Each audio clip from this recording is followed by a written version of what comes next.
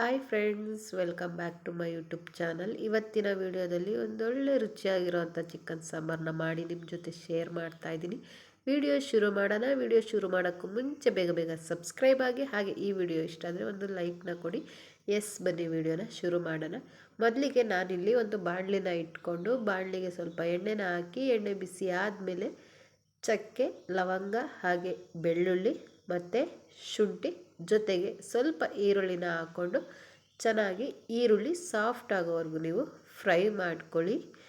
ಈರುಳ್ಳಿ ಸಾಫ್ಟಾಗಿ ಫ್ರೈ ಆಯಿತು ಅನ್ನಬೇಕಾದ್ರೆ ಸ್ವಲ್ಪ ಪುದೀನ ಸೊಪ್ಪು ಹಾಗೆ ಕೊತ್ತಂಬರಿ ಸೊಪ್ಪನ್ನು ಹಾಕಿ ಅದು ಕೂಡ ಅಷ್ಟೇ ಸ್ವಲ್ಪ ಸಾಫ್ಟಾಗಿ ಫ್ರೈ ಮಾಡ್ಕೊಳ್ಳಿ.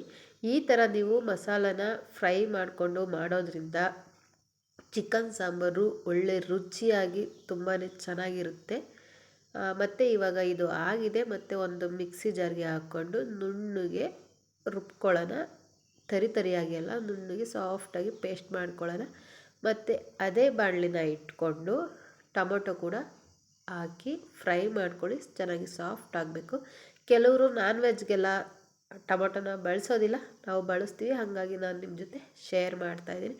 ಮತ್ತು ಅದಕ್ಕೇ ಸ್ವಲ್ಪ ಕಾಯಿ ತುರಿನ ಹಾಕ್ಕೊಂಡು ಚೆನ್ನಾಗಿ ಫ್ರೈ ಮಾಡ್ಕೊಳ್ಳಿ. ಕೆಲವರು ಇನ್ನೂ ಸಾಂಬಾರು ಪೌಡರ್ ಕೂಡ ಇದಕ್ಕೆ ಹಾಕಿ ಫ್ರೈ ಮಾಡ್ಕೊತಾರೆ. ನಾನು ಹೇಳ್ತೀನಿ ನಿಮಗೆ ಯಾವಾಗ ಸಾಂಬಾರು ಪುಡಿನ ಹಾಕಬೇಕು ಅಂತ ಹೇಳಿ.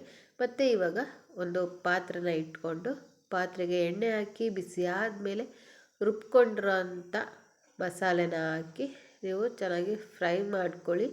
ಜಾಸ್ತಿ ಹೊತ್ತು ಫ್ರೈ ಮಾಡ್ಕೊಳ್ಳೋ ಅವಶ್ಯಕತೆ ಇರೋದಿಲ್ಲ. ಏನಕ್ಕೆ ಅಂದರೆ ಆಲ್ರೆಡಿ ನಾವು ಮಸಾಲೆ ಐಟಮ್ನ ನಾವು ಫ್ರೈ ಮಾಡ್ಕೊಂಡಿರ್ತೀವಿ ಅಲ್ವಾ. ಸೊ ಹಾಗಾಗಿ ಸ್ವಲ್ಪ ಹೊತ್ತು ಫ್ರೈ ಮಾಡಿಕೊಂಡ್ರೆ ಆಗುತ್ತೆ. ಮತ್ತು ಅದಕ್ಕೆ ಸ್ವಲ್ಪ ಅರಿಶಿನ ಸೇರಿಸ್ಕೊಂಡು ಮಿಕ್ಸ್ ಮಾಡ್ಕೊಳ್ಳಿ. ಮತ್ತು ಚಿಕನ್ನ ಹಾಕಿ ಅದಕ್ಕೆ ಅದರಲ್ಲಿ ನೀರು ಬಿಡುತ್ತೆ ಅಲ್ವಾ, ಆ ನೀರೆಲ್ಲನ ಕಡಿಮೆ ಆಗೋವರೆಗೂ ನೀವು ಫ್ರೈ ಮಾಡ್ಕೋಬೇಕಾಗುತ್ತೆ. ಮತ್ತು ನೀವು ಅಂದ್ಕೋಬೋದು, ಏನಿದು ಪಾತ್ರೆಯಲ್ಲಿ ಮಾಡ್ತಿದ್ದಾರೆ ಚಿಕನ್ ಸಾಂಬಾರನ್ನ ಅಂತ. ಹೌದು, ನಾನಿಲ್ಲಿ ತೊಗೊಂಡಿರೋ ಅಂಥದ್ದು ಬಾಯ್ಲರ್ ಕೋಳಿ. ಸೊ ಹಾಗಾಗಿ ನಾನು ಪಾತ್ರೆನಲ್ಲೇ ಮಾಡ್ತಾಯಿದ್ದೀನಿ. ಕುಕ್ಕರ್ಗೆ ಹಾಕಿ ಕೂಗ್ಸೋದ್ರಿಂದ ಬೇಗನೆ ಜಾಸ್ತಿ ಬೆಂದೋಗ್ಬಿಡುತ್ತೆ. ಸೊ ಹಾಗಾಗಿ ಈ ಥರ ಪಾತ್ರೆನಲ್ಲೇ ಮಾಡೋದ್ರಿಂದ ಸ್ವಲ್ಪ ಗಟ್ಟಿಯಾಗಿರುತ್ತೆ. ಸೊ ಹಾಗಾಗಿ ನೋಡಿ, ನೀರು ಕೂಡ ಫ್ರೈ ಆಗ್ತಿದೆ. ಮತ್ತು ಈ ಟೈಮಲ್ಲಿ ನೀವು ಉಪ್ಪನ್ನು ಹಾಕ್ಕೊಳ್ಳಿ. ಉಪ್ಪು ಹಾಕಿದ್ಮೇಲೆ ಚಿಕನ್ನಲ್ಲಿ ನೀರು ಬಿಡೋ ಅಂಥದ್ದು ನಿಮಗೆ ತೋರಿಸ್ತೀನಿ. ಮತ್ತು ನಾವು ಟೊಮೊಟೊ ಕಾಯಿನ ನುಣ್ಣಗೆ ಚೆನ್ನಾಗಿ ಪೇಸ್ಟ್ ಮಾಡ್ಕೊಳ್ಳೋಣ. ಮತ್ತು ನೀವಿಲ್ಲಿ ನೋಡ್ತಿರ್ಬೋದು ಎಷ್ಟು ನೀರು ಬಿಟ್ಟಿದೆ ಅಂತ ಅಲ್ವಾ. ಉಪ್ಪು ಹಾಕಿದ ಮೇಲೇ ಇಷ್ಟು ನೀರು ಬಿಡೋದು. ಈ ನೀರೆಲ್ಲನ ಚೆನ್ನಾಗಿ ಅದು ಕಡಿಮೆ ಆಗಬೇಕು. ಕಡಿಮೆ ಆಗಿ ಅದು ಸೈಡಲ್ಲೆಲ್ಲ ಎಣ್ಣೆ ಬಿಟ್ಟಿರುತ್ತೆ, ಆವಾಗ ಪರ್ಫೆಕ್ಟಾಗಿ ಆಗಿದೆ ಅಂತ ನೋಡಿ. ನೀವು ಇದನ್ನು ಹಾಗೆ ಕೂಡ ಗೊಜ್ಜು ರೀತಿ ಕೂಡ ನೀವು ತಿನ್ಬೋದು, ಉಪ್ಪು ಎಲ್ಲ ಹಾಕಿರ್ತೀರ ಅಲ್ವಾ. ಸೊ ಹಾಗಾಗಿ ನೀವು ತಿನ್ಕೋಬೋದು.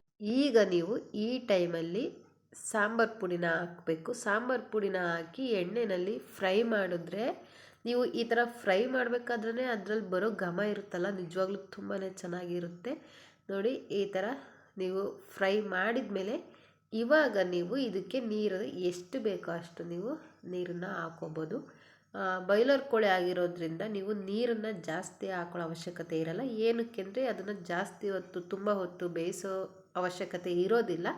ಸೊ ಹಾಗಾಗಿ ನೀವು ನೀರನ್ನು ನೋಡಿ ಸ್ವಲ್ಪನೇ ಹಾಕ್ಕೊಳ್ಳಿ. ನೀರನ್ನು ಹಾಕ್ಕೊಂಡು ಒಂದು ಸಲ ಚೆನ್ನಾಗಿ ಮಿಕ್ಸ್ ಮಾಡ್ಕೊಳ್ಳಿ. ಮತ್ತು ಈ ಚಿಕನ್ ಸಾಂಬಾರನ್ನ ನೀವು ಮುದ್ದೆಗೆ, ಅನ್ನಕ್ಕೆ, ಹಾಗೆ ರೊಟ್ಟಿ ಜೊತೆ ತಿಂದರೆ ತುಂಬಾ ಚೆನ್ನಾಗಿ ಬರುತ್ತೆ. ನೋಡಿ, ಈ ಟೈಮಲ್ಲಿ ನೀವು ಸ್ವಲ್ಪ ಉಪ್ಪು ಕಡಿಮೆ ಇದ್ದರೆ ಉಪ್ಪನ್ನು ಕೂಡ ನೀವು ಹಾಕ್ಕೋಬೋದು. ಮುಚ್ಚಳ ಮುಚ್ಚಿ ಒಂದು 5 ನಿಮಿಷ ಇದನ್ನು ಹಾಗೆ ಕುದಿಸ್ಕೊಳ್ಬೇಕು. ನೋಡಿ, ಕುಕ್ಕರಲ್ಲಾದರೆ ಬೇಗ ತುಂಬ ಸಾಫ್ಟಾಗಿ ಹೋಗ್ಬಿಡುತ್ತೆ, ಅದು ತಿನ್ನೋದಕ್ಕೆ ಚೆನ್ನಾಗಿರೋದಿಲ್ಲ. ಸೊ ಹಾಗಾಗಿ ಮತ್ತು ಈ ಟೈಮಲ್ಲಿ ನೀವು ರುಬ್ಕೊಂಡಿರೋ ಅಂಥ ಮಸಾಲೆನೂ ಕೂಡ ನೀವು ಹಾಕ್ಕೊಂಡು ಸ್ವಲ್ಪ ಹೊತ್ತು ಒಂದು 10 ನಿಮಿಷ ಆದರೂ ನೀವು ಬೇಯಿಸ್ಕೋಬೇಕಾಗುತ್ತೆ. ನೋಡಿ, ಚಿಕನ್ ಸಾಂಬಾರು ರೆಡಿ ಆದಮೇಲೆ ಕೊನೆಯಲ್ಲಿ ಕೊತ್ತಂಬರಿ ಸೊಪ್ಪನ್ನು ಸೇರಿಸಿದ್ರೆ ಈ ಚಿಕನ್ ಸಾಂಬಾರು ರೆಡಿ. ನೋಡಿದ್ರಿ ಅಲ್ವಾ ಎಷ್ಟು ಈಸಿಯಾಗಿ ಸಿಂಪಲಾಗಿ ಮಾಡ್ಬೋದು ಅಂತ ಹೇಳಿ. ತುಂಬಾ ಚೆನ್ನಾಗಿರುತ್ತೆ, ರುಚಿ ಅಂತೂ ಅದ್ಭುತವಾಗಿರುತ್ತೆ. ನೀವು ಒಂದ್ಸಲ ಮನೇಲಿ ಟ್ರೈ ಮಾಡಿ ಹೇಗೆ ಬಂತು ಅಂತ ನನಗೆ ಕಮೆಂಟ್ ಮಾಡಿ ಕೂಡ ತಿಳಿಸಿ. ನೆಕ್ಸ್ಟ್ ವಿಡಿಯೋದಲ್ಲಿ ಸಿಗೋಣ. ಟೇಕ್ ಕೇರ್, ಬಾಯ್.